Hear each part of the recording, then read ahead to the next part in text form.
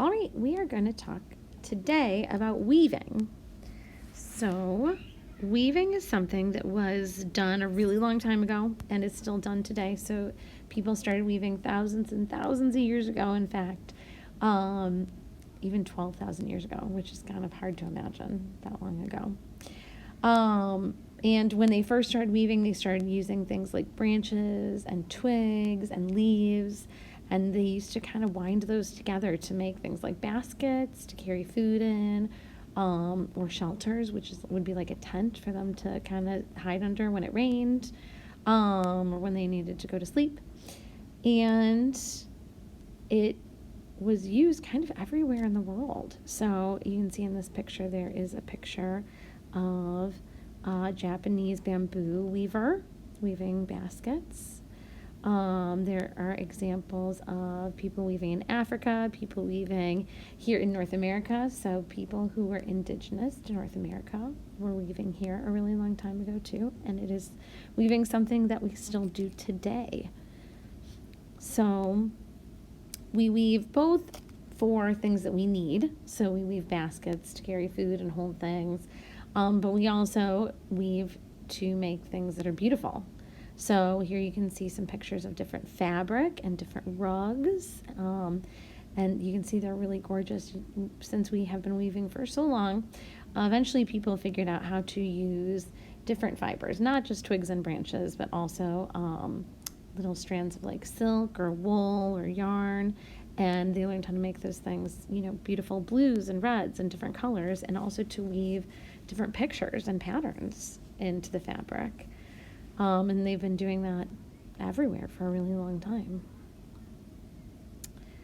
There are also weavers that just make art out of weaving. So these are two artists who are contemporary artists, which means they are artists that are making art right now as we're sitting here, and they make art using weaving.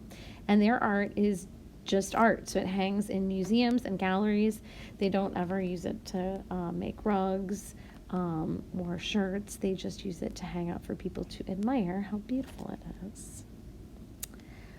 But we do also use weaving now to make the things that we use every day even more beautiful. So our couches have fabric, and those fabrics are usually woven. Those are upholstery fabrics that are woven. We weave fabrics to make dresses and sweaters and blankets. And we are going to learn a little bit more about weaving today. We're going to learn a little bit more about one specific type of weaving, and then we're going to learn a little bit more about how you can weave and what you'll need to weave, because I will be teaching you how to weave using paper. Ghanaian kente cloth is traditionally made by men from the Asante Kingdom, which is in a region in Ghana. Kente cloth is made from 2-inch strips woven together on narrow looms. The strips are interlaced to form fabric. That fabric is then turned into garments. Kente cloth is made in Ghana, and Ghana is a country on Africa's west coast. The name Ghana means warrior king. Around 30 million people live in Ghana, and Ghana has a diverse geography ranging from coastal savannas to tropical rainforests. Anyone can wear kente cloth. It has become a popular fashion trend in many other countries in Africa and is worn by people from all walks of life. In present-day Ghana, the king of Asante appears to the public draped in kente cloth. When a new design is created by a Ghanaian artist, it must first be offered to the royal house. If the king declines to take the pattern, it can be sold to the public, but designs worn by Asante royalty may not be worn by others. Ghanaian kente cloth dates back hundreds of years, and in the 17th century it evolved into the brightly colored cloth we see today. During that time, Portuguese traders made their way through Ghana and sold silk to local weavers, who incorporated it into their cloth designs. Kente cloths are hand-woven using wooden looms. Looms are structures where thread can be woven into cloth. Beautiful designs can be woven into the cloth. More complicated designs are more expensive and take more time to create. It can take up to 5 hours to create one strip of kente cloth depending on the intricacy of the design.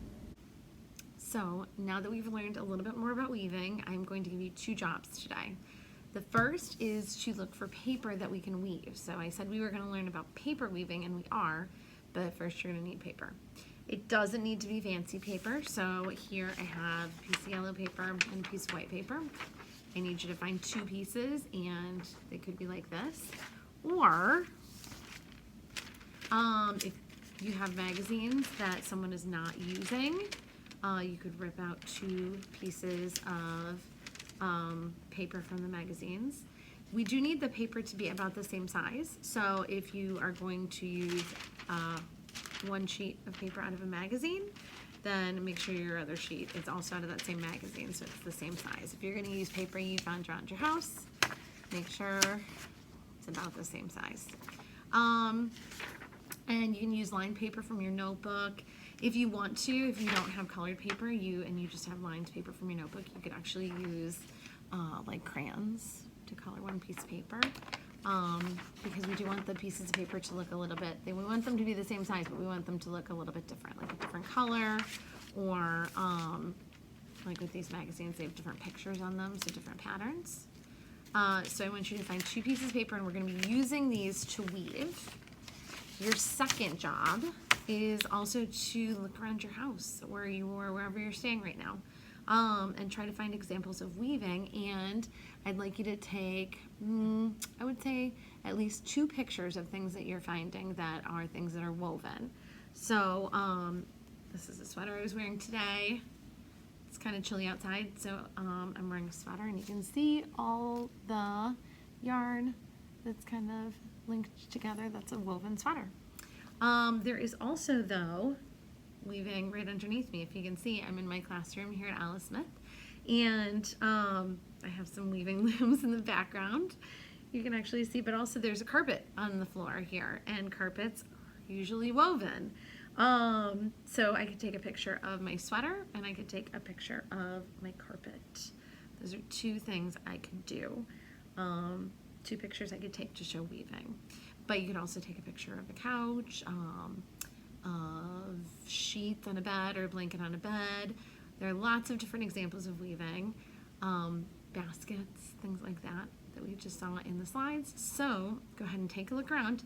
Take at least 2 pictures of places where you can find weaving, and then find 2 pieces of paper that are about the same size but that look different, either different colors or different things on them, for our weaving tomorrow, because I'm going to show you how to weave with paper. All right, good luck.